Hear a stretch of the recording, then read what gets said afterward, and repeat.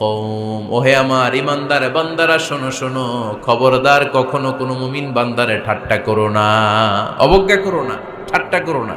তার মনে কষ্ট হয় এমন কোনো কথা তারে বলো না। নেভার স্কপ অফ এনিবডি, কাউকে নিয়ে ঠাট্টা করবেন না। তার দেহ নিয়ে, তার আকৃতি নিয়ে, তার বংশ নিয়ে। এক লোকের বাবা ছিল চোর, কিন্তু তার ছেলে অনেক ভালো। আপনি কি তারা বলতে পারবেন তুই চোরের ঘরের চোর? বলতে পারবেন? চুরি করছে বাবা, ওর কি দোষ? কথা বলেন। এগুলো কবিরা গুনাহ। আওয়াজ করে বলেন তো কি গুনাহ? কবিরা গুনাহ। কারো আকৃতি নিয়ে, আমার ফরিদপুরের কলিজার টুকরা যুবক ভাইরা, কারো আকৃতি নিয়ে কখনো অবজ্ঞা করবে না, তুচ্ছ জ্ঞান করবে না। এটা কবিরা গুনাহ, এটা আল্লাহ খুব অপছন্দ করেন। এর কারণ আকৃতিটা আমাদের হাতে নাই। আমাদের কারো নাক লম্বা, কারো খাটো, আমরা কেউ কালো, কেউ সাদা, আমরা কেউ স্মার্ট, কেউ অন্যরকম। তো এই যে আমাদের এক এক ধরনের আকৃতি, এটা কি আমি বানাইছি? আপনি বানাইছেন? দিছে কে? এই জন্য কারো দেহের গঠন নিয়ে যদি আপনি অবজ্ঞা করেন, এটা প্রক্ষান্তরে আপনি স্রষ্টাকে নিয়ে অবজ্ঞা করলেন। কারো দেহের আকৃতি নিয়ে যদি আপনি তুচ্ছ করেন, তাকে তুচ্ছ করেননি, আমার রবকে আপনি তুচ্ছ করেছেন। চিল্লায় বলেন ঠিক কিনা? খবরদার, তুই কালু, তুই লম্বু, তুই মোটু, তুই কানা, তুই রোহিঙ্গা, আছে না নাই? ইদানিং ইদানিং এটা খুব চলে। এই রোহিঙ্গা নামটা আছে না? ফরিদপুরে এগুলো ঢুকে নাই না? আমাদের ওইদিকে দেখি কি অবস্থা, কারোর সাথে কেউ লাগলে তুই রোহিঙ্গা। কি আশ্চর্য, এই গালি কবে আসলো? হ্যাঁ, অনেক ধরনের গালি। ঢাকায় আর একটা চলে ফইন্নির ভূত, কি বলে? এই এগুলো আগে শুনি নাই আমরা, রিসেন্ট এগুলো বলা শুরু করছে। ফইন্নির ভূত, রোহিঙ্গা না। এগুলো বলে আপনি কাউকে অবজ্ঞা করতে পারবেন? পারবেন না। খবরদার, এটা কবিরা গুনাহ, এটা ছোট গুনাহ মনে করবেন না। কারণ আকৃতি নিয়ে তুচ্ছ করা যায় না, কারণ আকৃতি দান করেছে কে? হুয়াল্লাযী ইউসাউইরুকুম ফিল আরহামি কাইফা ইয়াশা, লা ইলাহা ইল্লা হুয়াল আজিজুল হাকীম। তিনি এমন সত্তা যিনি তোমাদের চেহারার অবয়ব দিয়েছেন, তোমাদের আকৃতি দান করেছেন তখন যখন তোমরা মায়ের পেটের ভেতরে ছোট্ট জোকের মতো ছিলা। মায়ের পেটের ভেতরে আমরা যখন সবাই এত ছোট্ট, তখনই আমাদের চেহারার আকৃতি দিয়েছে কে? কে সুন্দর হব, কে ছেলে হব, কে মেয়ে হব, কে মোটা হব, কে চিকন হব আমার ইচ্ছা হয়েছি? আওয়াজ করে বলতে হবে, কার ইচ্ছায়? প্রত্যেককে যদি আল্লাহ প্রত্যেকের নিজের চেহারা ডিজাইন করতে দিতেন, আল্লাহ যদি বলতেন তোমার চেহারাটা কেমন হবে তুমিই ডিজাইন করো, তাহলে আপনি আপনারা কেমন বানাতেন? হ্যাঁ বলেন, ফরিদপুরের ভাইরা বলেন, সুন্দর করে বানাতেন তাই না? সবচাইতে স্মার্ট, সবচেয়ে সুন্দর করে আমি আমার চেহারাটা বানাতাম যদি আমাকে ডিজাইন করার সুযোগ দেওয়া হতো। কিন্তু এই সুযোগ তো আল্লাহ দেন নাই। ডিজাইন স্বয়ং করে দিয়েছেন কে? কোন নারীকে যদি আল্লাহ বলতে, এই নারীরা তোমাদের চেহারা কার কেমন লাগবে তোমরা বানাও, প্রত্যেক নারী কি করতো? বিশ্ব সুন্দরী করে নিজেকে বানাতো। খুদ ধরার মতো কোনো জায়গা সে নিজের জন্য রাখতো না, ঠিক কিনা? কিন্তু এটা আল্লাহ দেন নাই।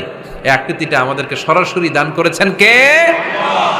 খবরদার, আমাদের অনেকে বিকলাঙ্গ, আমাদের অনেকের হাত ছোট, পা বড়, দেখতে মোটা, কেউ চিকন, কেউ কালো। খবরদার, কারো আকৃতি নিয়ে কখনো কোনো অবজ্ঞার সুরে, ঠাট্টার সুরে কোনো কথা আমরা বলবো না। রাজি আছেন? সবাই রাজি আছেন? আল্লাহ রাসূল সাল্লাল্লাহু আলাইহি ওয়াসাল্লামের এক সাহাবী ছিল, নাম ইবনে মাসউদ রাদিয়াল্লাহু তাআলা আনহু। উনার পায়ের নলা ছিল খুব চিকন, অস্বাভাবিক চিকন, স্বাভাবিক না। তো উনিও এটা ঢেকে রাখতেন, দেখাতেন না কাউকে। একদিন উনি খেজুর পাড়ার জন্য খেজুর গাছে উঠলেন। খেজুর গাছে ওঠার পরে নিচ থেকে সাহাবারা পায়ের চিকন নলা দেখে ফেলছে। দেখে সবাই হাসি, সবাই হেসে কুটি কুটি। বিশ্বনবী বললেন, হেসো না, খবরদার, আমার ইবনে মাসুদের পায়ের চিকন নলা দেখে হেসো না। আমার ইবনে মাসুদের এই পায়ের চিকন নলা যদি মিজানের পাল্লায় উঠিয়ে দেয়া হয়, কিয়ামতের দিন উহুদ পাহাড়ের চেয়েও ভারী হয়ে যাবে। খবরদার, আমার ইবনে মাসুদকে আমার আল্লাহ অনেক পছন্দ করে, তার পা চিকন দেখে তাকে তুচ্ছ করো না। আল্লাহর হাবিব সাল্লাল্লাহু আলাইহি ইসলামের 11 জন স্ত্রীর মধ্য থেকে একজন স্ত্রী ছিলেন একজন স্থূল আকৃতির, অবিসিটি ছিল, একটু মোটা। ওনার নাম ছিল সাফিয়া রাদিয়াল্লাহু তাআলা আনহা। আম্মা জান আয়েশার সাথে একবার সাফিয়ার ঝগড়া। নবীদের বউদের মাঝে মাঝে মাঝে ঝগড়া হতো। তবে সেটা হতো মধুর ঝগড়া। সুবহানাল্লাহ পড়েন। আম্মা জান আয়েশা রাদিয়াল্লাহু তাআলা আনহার বাসায় একদিন বিশ্বনবী বসা ছিলেন, আরেকজন স্ত্রী, বিশ্বনবীর আরেকজন স্ত্রী রান্না করে কিছু খাবার আম্মা জান আয়েশার ঘরে পাঠিয়েছেন। এক দাসী দিয়ে বলল, যাও এটা আয়েশার ঘরে দিয়ে আসো, কারণ নবী আয়েশার ঘরে। আম্মা জান আয়েশা রাদিয়াল্লাহু তাআলা আনহা বললেন, এগুলো কি? ওই দাসী বলে, তরকারি। কে দিছে? অমুক স্ত্রী। কেন দিয়েছে? আমি কি রান্না করতে পারি না? তোমরা রান্না তোমরা খাও। এই কথা বলে পাতিল সহ উড়ায় মারছে চেহারার মধ্যে। এর কারণ ওনারা মানুষ ছিলেন, মানবীয় ব্যাপারগুলো ওনাদের মধ্যেও কাজ করত। আবার এক স্ত্রী ঝোল দিয়ে রান্না করে কিছু খাবার নিয়ে এসেছে। আম্মা জান আয়েশা রেগে মেগে ওই ঝোল নিয়ে ওই স্ত্রীর গালের মধ্যে মেখে দিয়েছেন।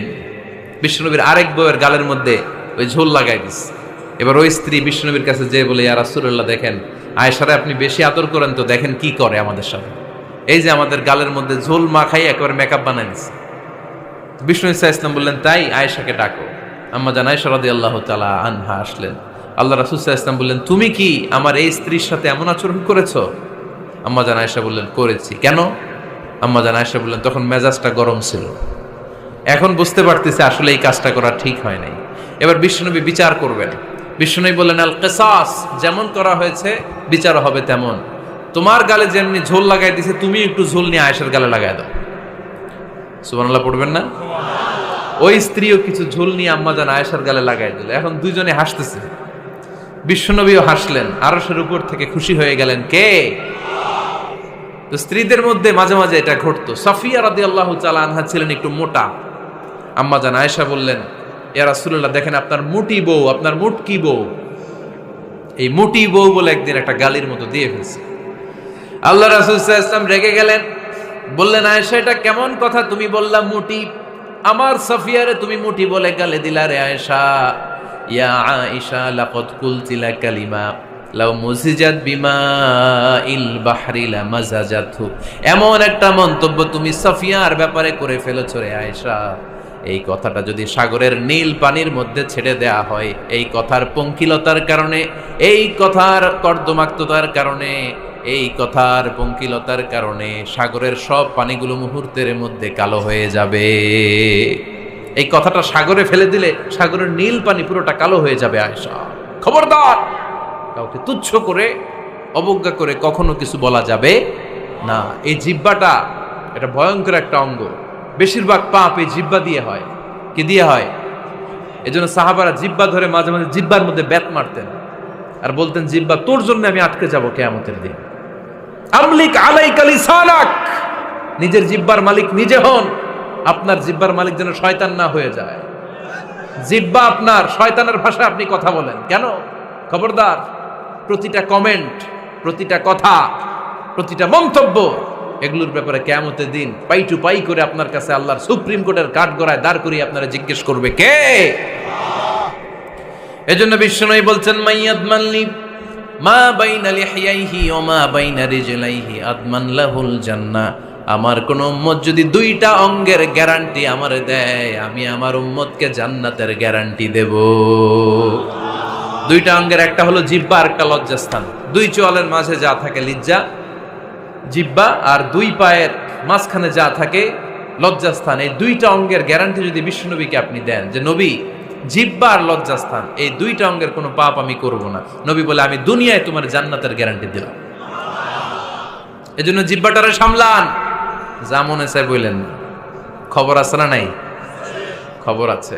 মা ইয়ালফিযু মিন কাউলিন ইল্লা লাদাইহি রাকীবুন আতীদ। যা মুখ দিয়ে বের হয় লিখে রাখার জন্য দুইজন ফেরেশতা রেডি করে রেখেছে। কে? চিল্লায় বলেন। যতদিন আমরা বেঁচে থাকবো ততদিন থাকবে আমাদের কাঁধে। আমরা মরে যাবো, এই ফেরেশতারা উড়াল দিবে, ঠিক কিনা? দুই কান্দে জি ছিল যে তোমার দুইজনা পাহারা, তোমারে একলা থইয়া পালাইছে তাহারা। তোমার আট কুঠুরি নয় দরজা বন্ধ এবার হলো রে হলো। মুখে আল্লাহ রসুল সবে বলো, ও মুখে আল্লাহ রসুল সবে বলো। দুয়ারে আইসাছে পালকি নাই হরি গাও তোলো রে তোলো। মুখে আল্লাহ রসুল সবে বলো, ঠিক না? এজন্য সাবধান। আমলিক আলাইকা লিসানাক, নিজের জিহ্বার মালিক নিজে হন। মন যা চায় মুমিন তখন ইচ্ছা মতো মন মতো কোনো মন্তব্য ছুটতে পারে না। বিশ্বাসী বলে যদি নিজেকে দাবি করে, নিজের জিহ্বার মালিক নিজে থাকার দরকার আছে না নাই?